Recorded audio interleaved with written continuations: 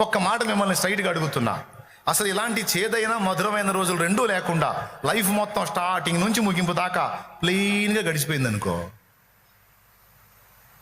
అసలు నీ బతుకు ఒక అర్థం ఉంటుందా? అసలు అది బతుకేనా?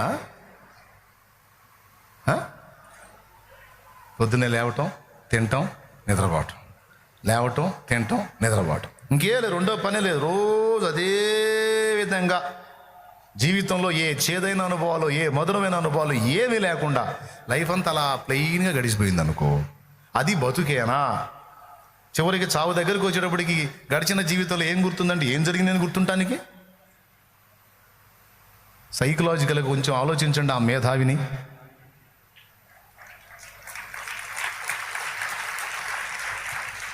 ఎలా డిజైన్ చేశాడో ఇప్పుడు చెప్పు. నాకే బాధలు వద్దు, నాకే కష్టాలు వద్దు, నాకే బాధ అని అడుగుతున్నా. ఏం వద్దంటే వద్దు అని ప్రార్థన చేస్తా. ఇక నీ బ్రతుకు ఎంత చేదరగా ఉంటుందో నీకు. అందుకే మన జీవితంలో కొన్ని మధురమైన అనుభవాలు రప్పిస్తాడు, కొన్ని చేదైన అనుభవాలు రప్పిస్తాడు, కొన్ని అవమానకరమైన అనుభవాలు రప్పిస్తాడు, కొన్ని ఘనతకు సంబంధించిన అనుభవాలు రప్పిస్తాడు, కొన్ని తృణీకారాలు, కొన్ని సన్మానాలు, కొన్ని తిరస్కారాలు, కొన్ని పురస్కారాలు, కొన్ని మాటల వలన నొప్పి. ఇవన్నీ మనకు అనుభవ పాఠాలు. రేపు మనం ఇతరులతో పంచుకోవాలన్నా, అక్కడికి పోయి దూతలతో మాట్లాడాలన్నా, పొద్దున్నే లేచాను, తిన్నాను, నిద్రపోయాను, లేచాను, తిన్నాను, నిద్రపోయాను అంటే దూత తింటాడా? ఆ తర్వాత ఏం జరిగింది అంటే, నేను నా గతంలో ఛానల్కితో కథ చెప్పేట్టు ఉంటుంది అన్నమాట. ముస్లిం నవాబు ఒక ఆయనకి కోరిక కలిగింది. మంత్రిని పిలిచి, నాకు ఒక కథ చెప్పాలి, దానికి అంతం ఉండకూడదు, నా అంతటా నేనే ఆపు అన్నదాకా దాన్ని ఆపకూడదు, అలాంటి కథ చెప్పినోడికి 1,00,000 వరహాలు బహుమానం ఇస్తానట. ప్రతి కథకి ఒక ఆరంభం అంతం ఉంటుంది. కాబట్టి కొంతమంది వచ్చారు, ఒకవేళ చెప్పకపోతే వాడి కొరడా దెబ్బలు. అంటే 1,00,000 వరహాలు అంటే మామూలు సౌండా? కాబట్టి పాపం ఆశపడి కథ చెప్పడానికి వస్తున్నారు. వాడు చెప్పినవి కొద్ది రోజులు అయిపోతున్నాయి. ఒక ముసలోడు వచ్చాడు. ఒక ముసలోడు వచ్చి, నేను చెప్తాను, అంతము లేని కథ నేను చెప్తాను, మీరు నాకు అవకాశం ఇవ్వండి అంటే, చెప్పు,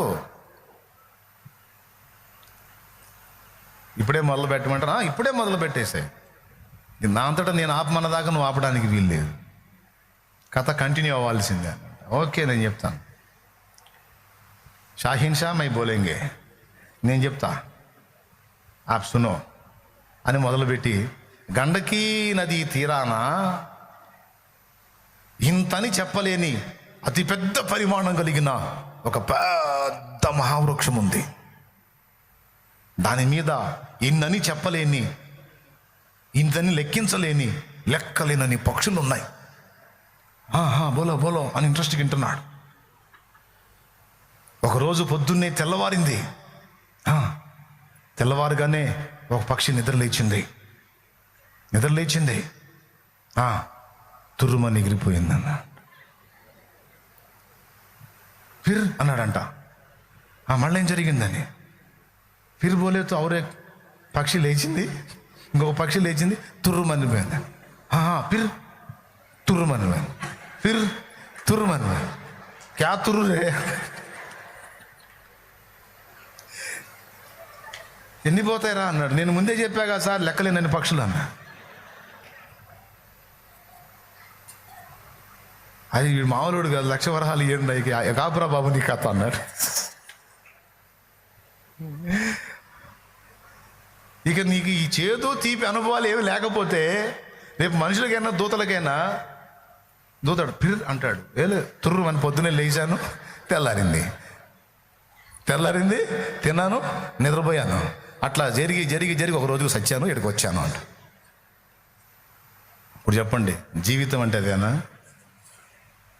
మూడు బారిన జీవితాలను చిగురింపు చేయాలంటే ముందు 3 బారాలుగా. ఇప్పుడు వాడు 3 బారిన జీవితాలను వర్ణింపజేయగలవు నీవు.